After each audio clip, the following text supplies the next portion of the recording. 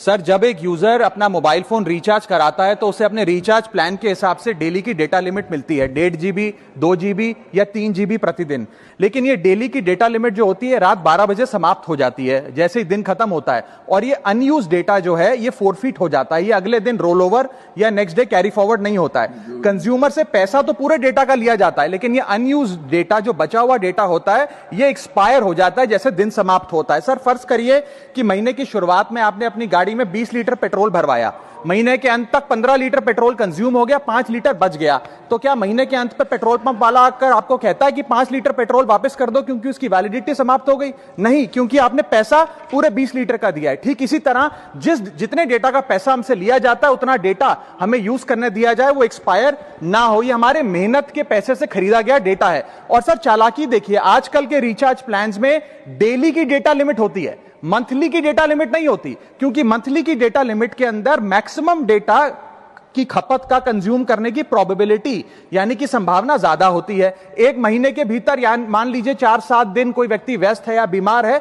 लेकिन बचे हुए दिन में या जब उसकी छुट्टी होती है वो ज्यादा डेटा कंज्यूम कर सकता है। इसीलिए मैक्सिमम डेटा मंथली प्लान में कंज्यूम होता है। इसके चलते आज टेलीकॉम ऑपरेटर डेली की डेटा लिमिट वाला प्लान पुश करते हैं। सर, आज इंटरनेट सिर्फ एक एंटरटेनमेंट या मनोरंजन का सोर्स नहीं है, यह एक प्रकार से हमारे जीवन के लिए एसेंशियल बनता जा रहा है। It is like digital oxygen, हर चीज के लिए इंटरनेट चाहिए। और इसीलिए आज करोड़ों भारतीयों का जब लाखों जीबी डेटा रोज एक्सपायर हो जाता है, अनयूज्ड बचा हुआ डेटा, क्योंकि उसकी वैलिडिटी समाप्त हो गई, तो यह सवाल अब सिर्फ डेटा का नहीं है सर, यह कंज्यूमर राइट्स का सवाल बन चुका है। इसीलिए मेरी 3 स्पष्ट मांगे आज सदन में। पहली मांग, यह नियम बने कि डेटा कैरी फॉरवर्ड यानी कि डेटा रोल ओवर की सुविधा हर यूजर को दी जाए, यानी कि दिन के अंत पे आपका जितना जीबी डेटा बच गया वो अगले दिन के आपके डेली के डेटा पैक में जोड़ा जाए, वैलिडिटी के साथ समाप्त ना हो। दूसरा पॉइंट, अगर महीने के अंत में काफी बड़ी मात्रा में आपका डेटा एक्यूमुलेट अगर हो जाता है, बच जाता है,